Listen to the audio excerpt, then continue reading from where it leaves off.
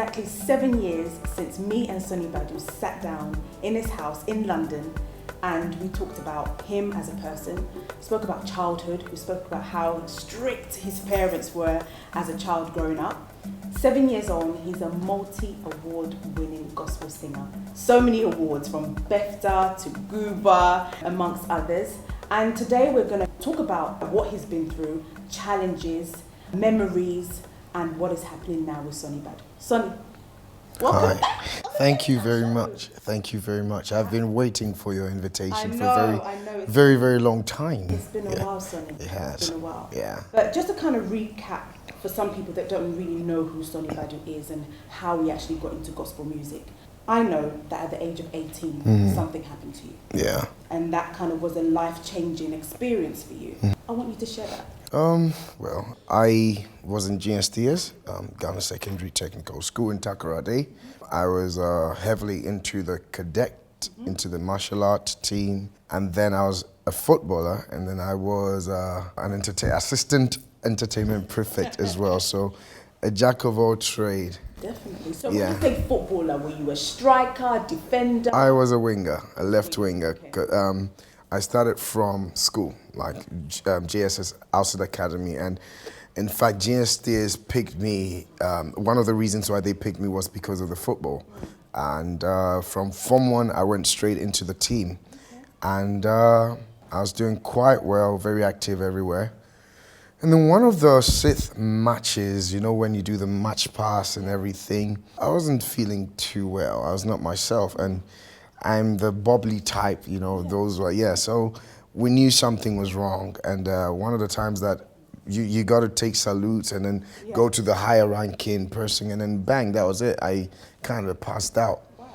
So normally during sixth match, a lot of people pass out. So you would think that, okay, standing in the sun, dehydrating, they will pass out. But it was actually terrible. They took me to Ifeanyi Hospital and it was quite serious.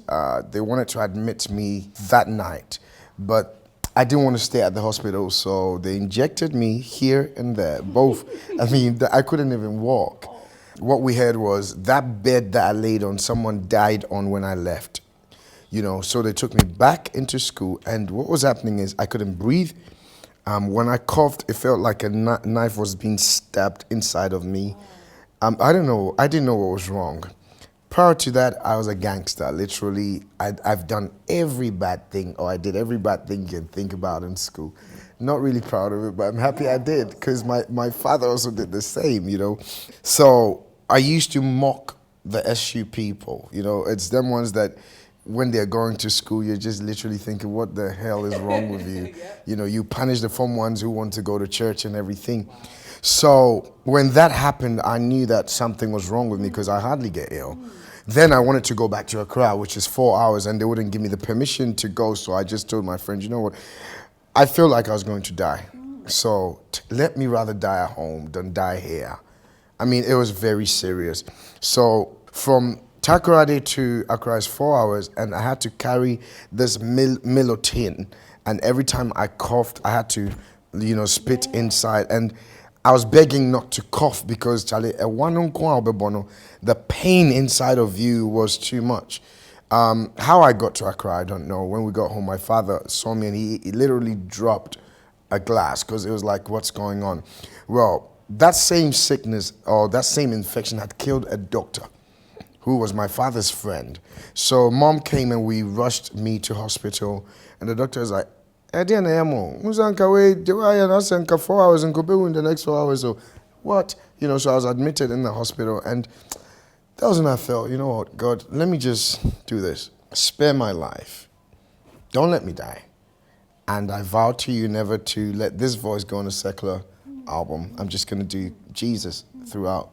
But I think that was the time God really needed me to do that transition. So everything happens for a reason. That's why it's not everything that you got to blame the devil at, you know. So yeah, I felt strength. They put me on drip. I was in the hospital for about a week, put me on drip, and I got better. And when I went back to school, I was a different person. Literally. Were people laughing at you? What were they saying? Like, in Kia Kotam, I'm from. Everyone from me cry, Monsieur, me home family, you know, that kind of thing. Did you have a guy name? Because I'm sure. Oh, I had Chow, Papa G. Well, everybody, according to their mood, they gave me, and I had a Sonnie fan club in the girls' schools as well. Hey. Yeah. And Jocelyn Dumas was in Bishop Potter Girls. So they had GANGSTERs, we had our girls in there, and it was fun. So I think the fame started from school, you know. There was a Sonnie fan club, because I used to sing secular in school. So when we were going to have concerts, the girls will come just to watch Sonnie. Wow. You know, that kind of thing. It was fun. Yeah. Okay. So you saying that, you know, that you kind of bad in school, but your parents were strict. Hey, my father was a deacon then in church. So in Accra, I was a church boy. If you told my mother I went out, she wouldn't even believe you. But in school, I was a different person. I think it was peer pressure. But you still have a story to tell. And those guys who are still in church, most of them don't even go to church. I'm the one now evangelizing to them and bringing them back to God. These, you know, so you never know how God will turn somebody's life around. So now when I see anybody, you know, in a certain state, you're like, God, you know what, just let's see what will happen, because you never know. Second born out of 4. Yes. Weren't your brothers or your sisters protective of you, or? They really took care of me because I was the only boy. Yeah, so they really, 3 sisters and then 2 half sisters as well.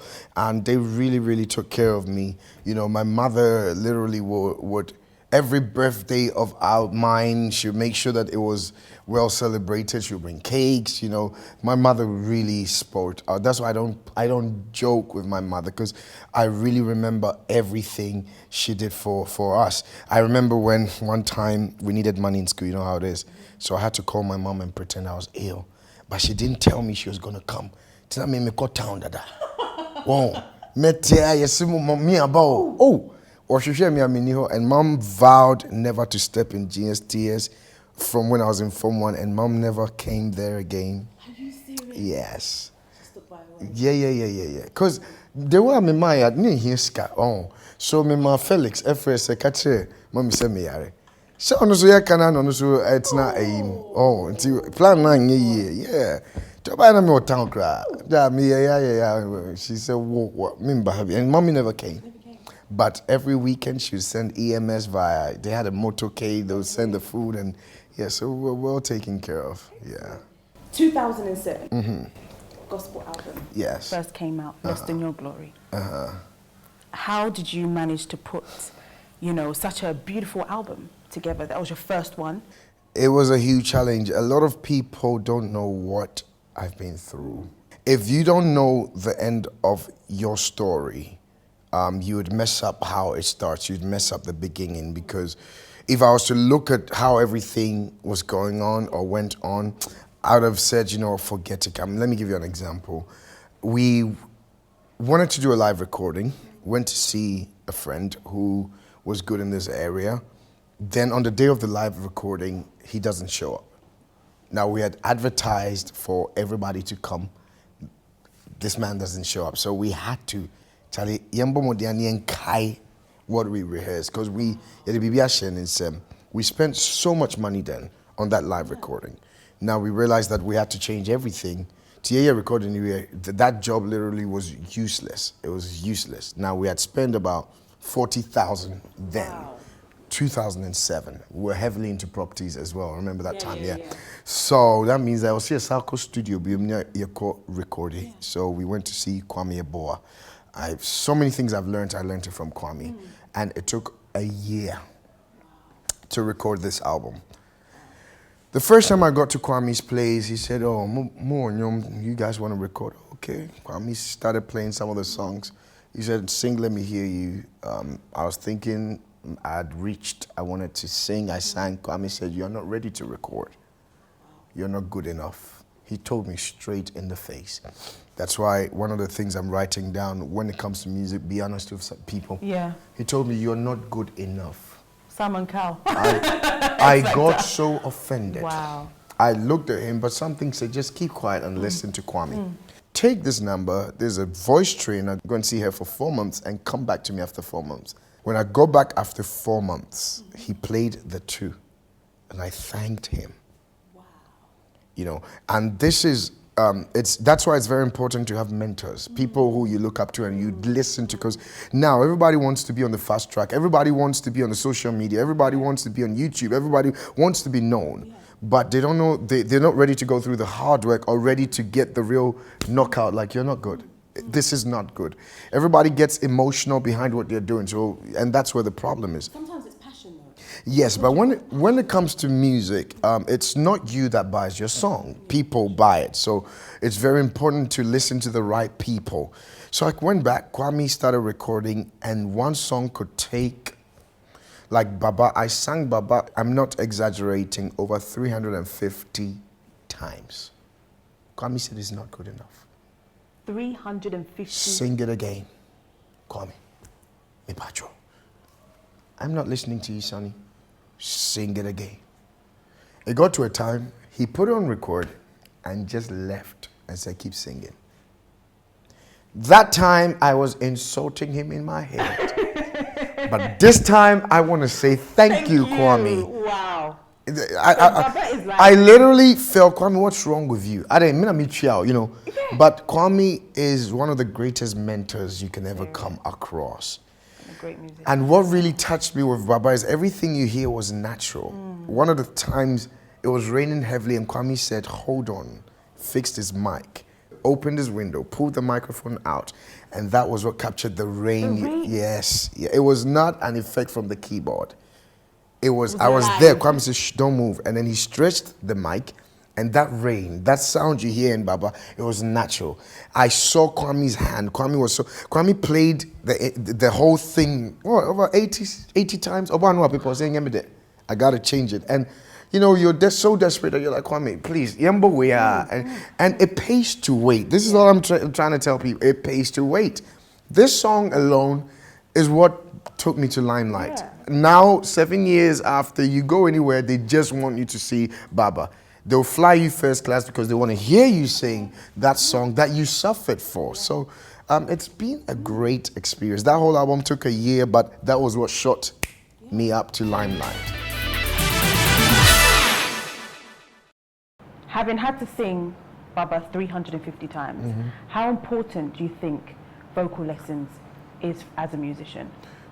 It is extremely important. I mean, the Beyoncés and all these top artists who are at the top of their game always take vocal lessons, I mean, 3 times, 4 times a week. Yeah.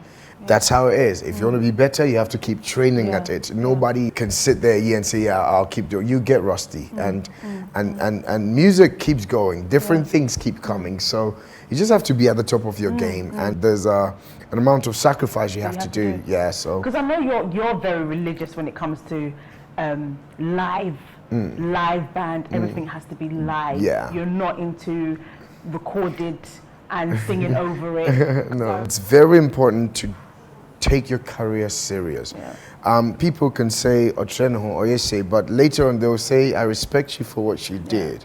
So sometimes when we are supposed to do certain events and they don't meet our requirement, management will cancel it. Oh, I don't know, no, we wouldn't compromise because later before you know, so it's very important to stick to your ground. But before you can do stuff like that, you have to be worth everything you say you are. I hardly talk on the phone. I hardly drink fizzy. I drink water a lot, my green tea and lemon. There's so many things I do. I don't eat too much dairy products, no milk. If I have a show, you won't get me talking. So I do a lot of texting, and I like my serene atmosphere. So you have to sacrifice. You have to, and it's worth it. Yeah. I'm glad you mentioned about, you know, people might say, oh, Sonnie, you're too no, Sonnie's arrogant. How does that make you feel as a person? Because I know Sonnie, and I don't see that. Yeah. So what are people seeing like that makes them feel that you're arrogant? Let me put it this way. The name Sonnie Badu is bigger than me. Okay, so You know, sometimes you've never seen somebody before, but you've heard a name, the name, and you develop an image for that person, even though you've never seen them. And I think that's what it is sometimes, but it's a blessing in disguise because, put it this way, a lot of people I've met have fallen in love with me simply because they thought I was that and I'm not that, I'm like this. What you see is what you get. I'm the laughing, and I understand human beings. My job is to make people happy. So when my bodyguards, my security people are like, don't do it, I'm like, sit down. Hey, come, let's do a selfie. And that's what gives me joy. I live for the people. So nobody will like you in life. It's not everybody that has to love you or like you, but eventually you win people one by one, which I love. So Or is it the fact that you won't scoop to a different level? You would have to, so maybe when you're saying no to something, they might be thinking, guy will cry, or trying to hold it. The problem is when you say no to it, somebody will say yes, and that's what makes them think, say, guy waved your channel. But at the long run, they come back again wanting you because they respect what you stand for. And that's life. And everything, once you keep standing your grounds, knowing your principles and not compromising, even though at this instant they'll say, oh, channel, yanko fawe, no. They'll say, no, we still want this person. So, shop now, dear boy, now pa. That's how it is. How do you feel about media? Media, everybody needs the media to help them. I mean, in everything, they're negative and positive. Even with the batteries that work in the remote control, you need negative and positive. And sometimes negative news makes you go fast. So when people realize that it wasn't true, they now say, oh, yeah, but it comes with the job. Once you're at the forefront, the media would also help you positively or negatively.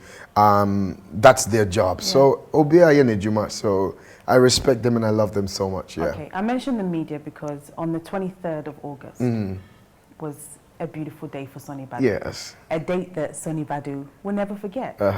It will be a day of celebration every year. It was your wedding day. A day that you said your vows. You got emotional. Throughout, literally, I mean, And then afterwards, the media turned something that was really special into something that brought a different side to it. You know, saying that Sonnie Badu was dancing to hip life and that kind of stuff. And so, as a gospel musician, are you not supposed to dance to what I wouldn't want to go. Is this something? I wouldn't want to go into that because it would pick up other stories. Okay. But you were there. You saw everything that happened. But I think the media was not happy with me because they were caught off guard. Nobody knew that was going to happen. There was going to be a wedding. I mean, all they heard was a date. Even that nobody confirmed, and they had never seen my wife before. And on that day when she was coming, everybody was looking like, who is this girl? You know, and that was the surprise. So I think it was let's get you back and see how it goes. And well, they did their job, but the good thing is we know the truth, we know what happened, and from the management point of view, try not to you know answer too much so they don't, because it will be twisted. Someone will find a different meaning to it, and it will be on the social media. But it's a day I'd never forget. It's a day I'm grateful to God for. Everything that happened, I'm so grateful to God for. A day that I would honor everybody that showed up. You know, I never saw it coming. And because Sonnie, it must have been difficult. I mean, Sonnie, you have traveled the world. How did you manage to find the one? I'm writing a book on that. There are some things that men look for that women don't know. Okay. And for me, that's what made her win my heart. Wow. Every man who starts life wants to work hard. And the worst thing you need in your life is to get a woman who will drain you out. A woman who is so vague. She wants this, she wants that. And when I met my wife, I was looking out for certain things. First of all, she reminded me of my mother. And that's one. And two, on baby bia. Just say, oh dear man so fancy, no kra. Extremely prayerful. I started so bonfire. To me bonfire 3 hours, 4 hours. prayer is like a hobby to her. Wow. Extremely. And for me as a minister, and what I do, mean to me fa obia keke.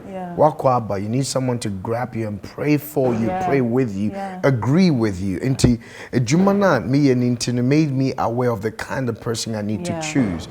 I took time to fast. I took time to ask God, who is it? And for the first time on media, and for the first time on this show, God gave me a sign. One of the greatest men of God came in a vision, and that man shows up, Pastor E.A. Adeboye of Redeemed. He's the General Overseer of Redeemed. Every time I need an answer, he's the one God uses to speak to me. Wow. He showed up in a dream and told everybody, Sonnie Badu is getting married to this person. And that understanding spirituality, I knew that was a confirmation. Wow. And with my life, God is the one that has written everything from start to finish. People will ask, why didn't you do this? And I tell them, ask God for me. Because my life, no, my life. So that is Sonnie Badu. I hope that you've enjoyed the show. We will have more next on the DENTAA Show.